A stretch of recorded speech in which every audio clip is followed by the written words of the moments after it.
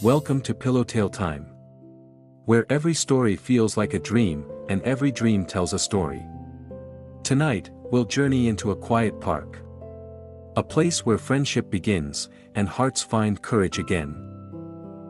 This is The Bench by the Playground. It was a calm Saturday morning. The sun had just begun to stretch across the park, touching the swings and slides with golden light. An old wooden bench sat near the playground, faded, with paint chipped along its arms, but somehow still strong. Every morning, Maya, a quiet 13-year-old girl, walked past this bench on her way to the library. She always noticed how it looked lonely. Like it was waiting for someone. Much like how she felt sometimes. Maya wasn't the kind of person who spoke much. After her family moved to a new city, she hadn't made any friends yet. Most days, she read during lunch, kept her earbuds in, and watched others from a distance, smiling softly but saying nothing. That morning, as she walked by, she noticed something new. A boy about her age, maybe 14, sat on the bench, sketching something in a small notebook. He looked up briefly, smiled shyly, then went back to drawing. For some reason, Maya slowed down. She wanted to see what he was drawing. But she didn't stop. Not yet. The next day, the same boy was there again. This time, Maya decided to sit for a minute before heading to the library. She sat on the far end of the bench, careful not to disturb him. "Hi," he said quietly after a while, still sketching. "Hi," she replied, barely above a whisper. He looked over, grinning. "I've seen you walk by a few times. You like books?" She nodded. "Yeah. I go to the library every weekend." He turned his notebook slightly, revealing a pencil sketch of the playground, the trees, and the bench they were sitting on. "You drew this?" she asked, eyes wide. He nodded. "I draw things I don't want to forget."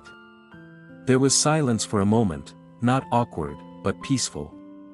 The kind of silence that feels safe. He finally added, "I'm Eli." "Maya," she said, smiling for the first time that morning. Weeks passed, and soon, the bench became their spot. Every Saturday morning, Maya brought a new book, and Eli brought his sketchbook. They didn't always talk much, sometimes they just sat together. Eli would draw while Maya read aloud softly from her book.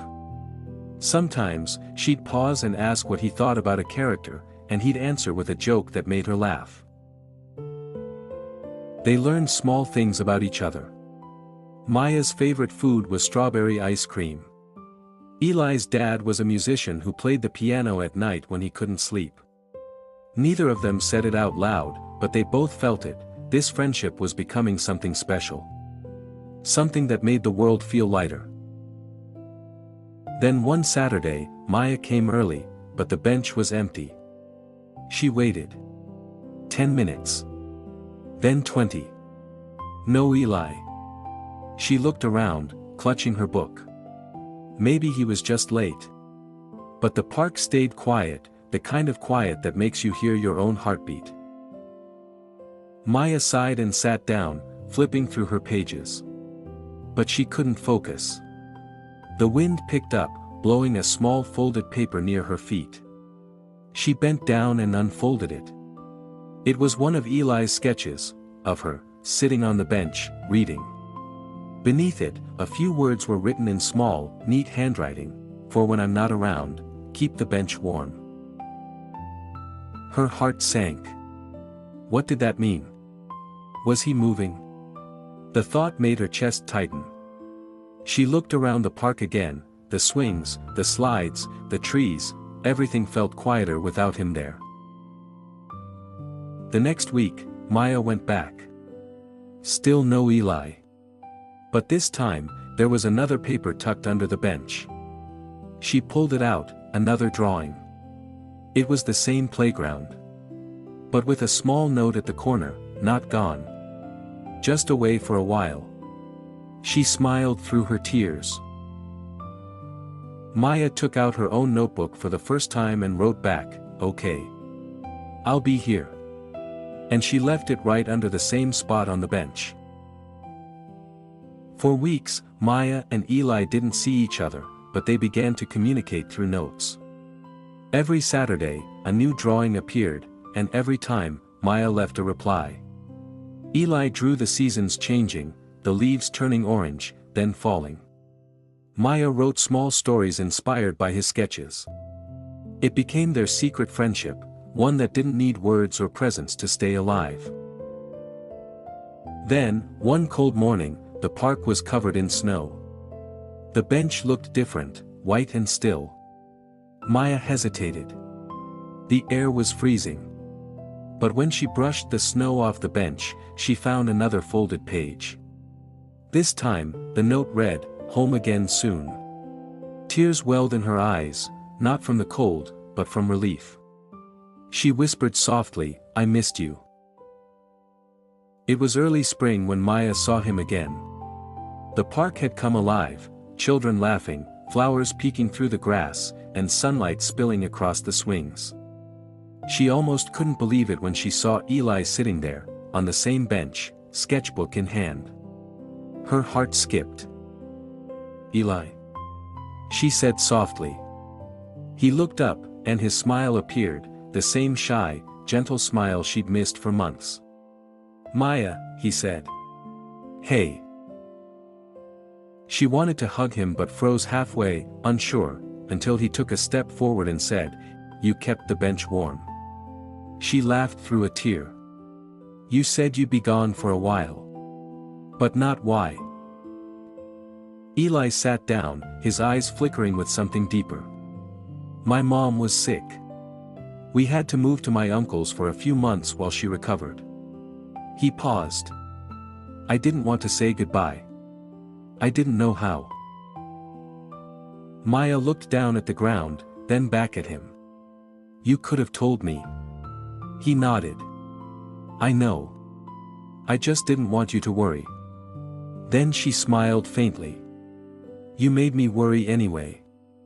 They both laughed, the kind of laugh that feels like sunlight after rain. Eli opened his sketchbook and showed her something new. It wasn't a drawing of the park this time, it was a collection.